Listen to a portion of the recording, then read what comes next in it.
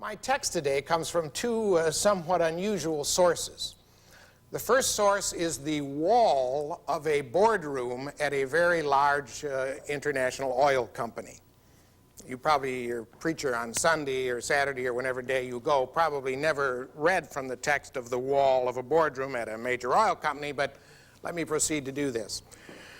The oil companies certainly have had their share of up and downs, and they're going to continue apparently to have those. But this particular company has a philosophy that I think is worth emulating by all of us. Over the years, the board of directors, as they've dealt with the problems and the opportunities that have come to their company, has tried to take a very hard look at what really is going on inside the world and inside the organization. And so about 2 years ago, on the wall, they had a big sign made. When the board meets or when everyone else uses the boardroom to meet, this is what they are constantly seeing. The sign reads like this. This is a pretty thin pen. Can you see that? Okay. This is what the sign says. All problems are people problems. But then, you know, these tricky signs we do today, someone has crossed this word out and put in, as you might expect, all opportunities are people opportunities.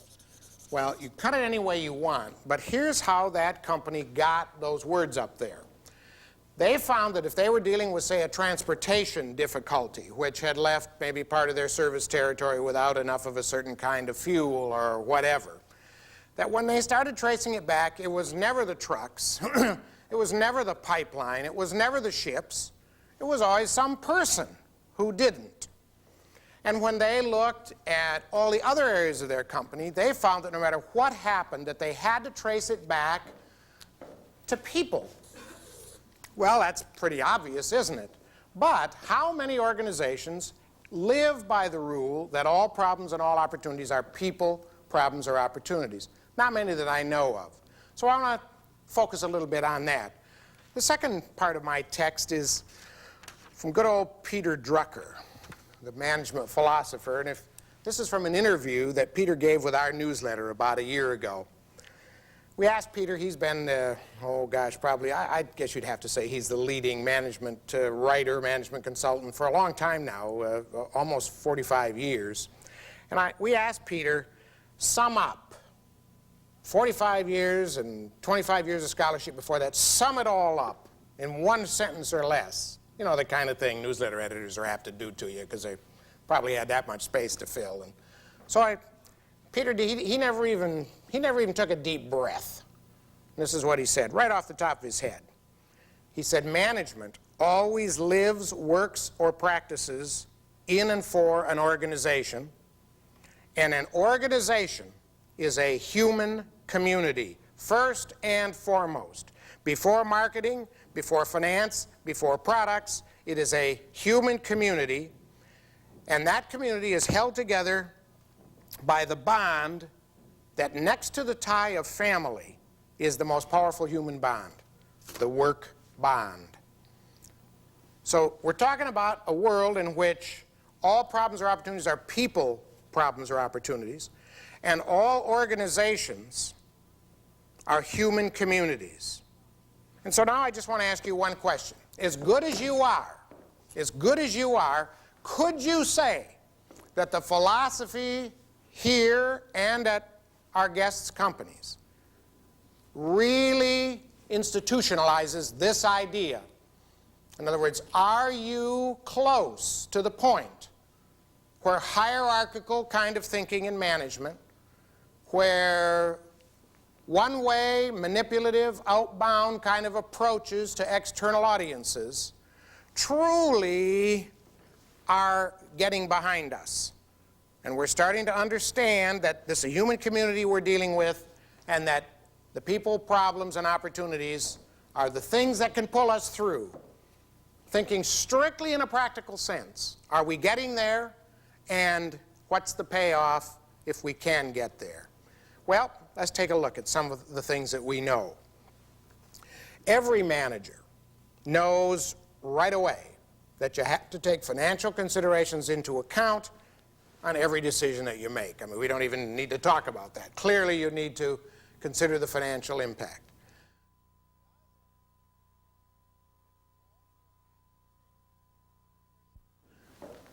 The bottom line of an organization today, I think, is viewed far differently by those who study organizations, the management scholars, and certainly by a number of executives, and hopefully by you yourselves. The bottom line of an organization is really not money or really not relationships. The bottom line of an organization is, of course, whether or not that organization is a success. That's the real outcome. We deal with resources, we deal with people, but we're after success. Now, how do you get success? We can't have a vote. It just doesn't work that way. It's not unilateral. You know, we can't all say, okay, how many think the company is a success? And most of us, of course, will vote yes, and so we say, okay, we're a success. The majority won, we're a success. Wouldn't work, would it? Success isn't like that. Success has to be conferred on an organization. Conferred. Can't do it yourself. It has to come from outside. And the worst part is exactly that it has to be conferred on an organization by outsiders. Success can only come from outsiders. And that immediately tells us something about the bottom line that is totally different than most organizations have faced. First of all, it tells us that money may be how we measure the bottom line, but money doesn't just kind of fall on us. There's a way that we go about getting that money, and that is that the way we deal with outsiders gets them to confer it on us. But now notice that word outsiders. That has some profound implication for the organization itself, because it tells us that, in fact, the organizational family has to be an organic unit, a truly organic unit. And that's why I asked the questions I asked earlier about how far really can we move away from hierarchical management, how far can we approach the realities of the world. This is not some theory. I mean, this is truth. This is just simple. We all can see this and understand this and agree with it, because these outsiders do have to say you're a success, whether the outsiders are government agencies or consumers or neighbors or activist groups or you name it. They're not part of the family. They're out there. The family deserves to serve what's out there. So how do you do this? How do you make this happen? The way you make it happen, it seems to me, is clear. And we've already talked about it, that the way you get these people to do this is by building with them relationships of a type that really go beyond anything we've thought about before. Now notice that I'm using the word relationships. I'm not talking about communicating with people.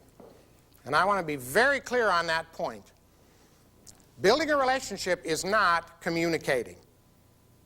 A communication, if you think about it, is just a little snippet of time. I send you a communication, and if I get really lucky and you read it or see it, if I get doubly lucky and you care about it and understand it, and should, nirvana occur and you do something about it, and I think you'll all agree I am not overstating the case in today's world, should that occur, I still only have a very small piece of your time.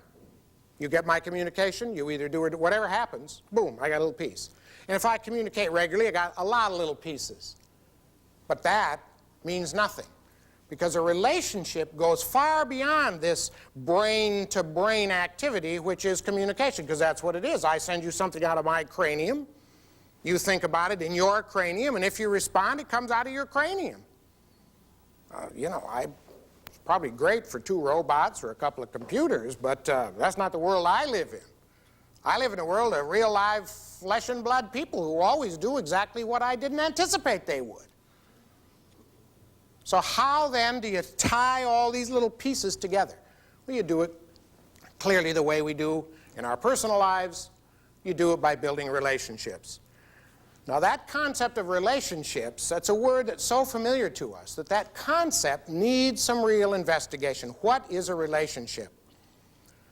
The psychologists tell us that the difference between a communication and a relationship is that in the relationship, truly there is some shared experience by the parties, some real face-to-face knowledge and some shared experience, which you clearly cannot do by transferring pieces of paper or showing people videos.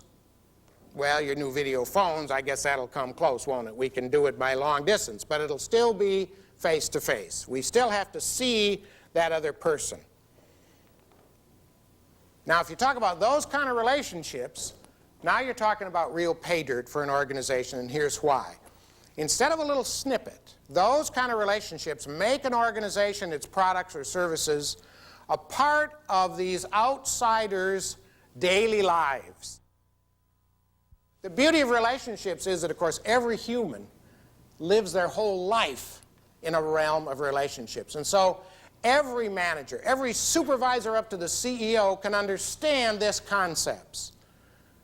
And therefore they can begin to apply it, and you can begin to talk to them in real-world, person-to-person human terms that they can start to understand and apply. It just eliminates the rhetorical barriers that sometimes get into organizations, because everybody has a relationship. There isn't a person in this room, for instance, that hasn't got a spouse or a significant other or both or whatever your situation is. And therefore, if you just stop for a minute and think about that, now you can at last think about those outsiders and think about those customers in a way that starts to make this whole sea change of difference. Now that may seem like a relatively simple concept. I suggest to you that, like most important concepts, it is simple, but it is also incredibly important and incredibly applicable. But how we build those relationships, that's the tough part, and this is where the professional skills that all of us have developed start to come in.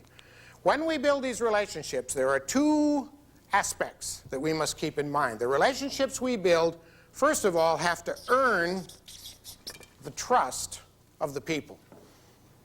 Now, what does that mean?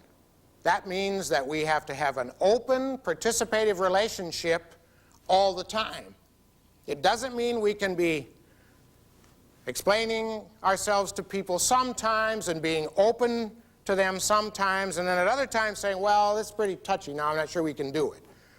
Because as soon as we do that, the trust barrier breaks. It doesn't mean that when we get into a sticky situation, which, let's face it, will happen to all of us, that when we get in that sticky situation that we can suddenly maybe change ourselves a little bit and maybe, well, let's not quite report everything. Let's just kind of, cut the corner here, because as soon as you're seen as doing that, you know what happens to the relationship. Uh-oh, the trust flags go up.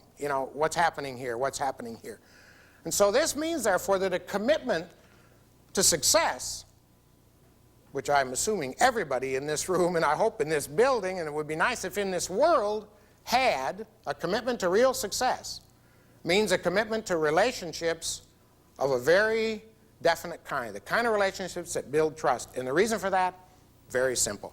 Because only relationships that build trust are capable of motivating people's behavior, and that is the bottom line. The days when public relations professionals could say, well, I got the message out, it's in the newsletter, I got a front page story in the paper, 40 people came to the meeting, those days are over. Because any intelligent manager looks you right in the eye and says, so what? I mean, that's great, so what? What did it do? Whose behavior has changed or been reinforced or perhaps been modified because of that?